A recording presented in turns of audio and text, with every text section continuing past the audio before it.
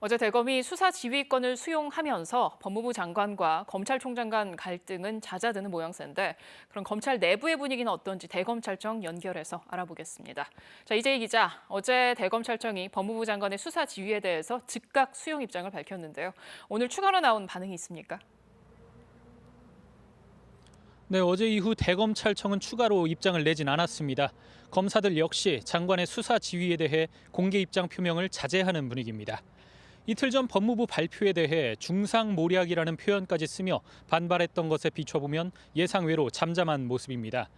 하지만 저희 취재진이 여러 검찰 관계자들을 접촉해 보니 상당한 불만의 목소리를 들을 수 있었는데요. 장관의 수사 지휘를 납득하기 어렵다. 또 정치적 필요에 의한 지휘 아니냐 이런 얘기들이 주로 나왔습니다. 이런 분위기 속에 모레 대검 국정감사에서 윤석열 총장이 작심 발언을 하지 않겠냐는 관측도 나오고 있습니다. 네, 검찰 내부에선 그럼 어떤 부분에 대한 불만이 나오고 있습니까? 네, 주로 과잉 지휘 아니냐는 비판이 많았습니다. 어제 법무부가 윤 총장과 가족, 측근 사건 4개를 명시하면서 총장은 해당 수사에서 손을 떼라고 했었죠.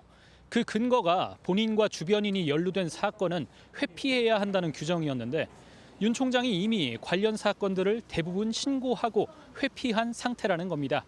또 석 달 만에 2번 모두 6건에 걸쳐서 수사 지휘를 했는데 이렇게 지휘권을 남발해도 되냐?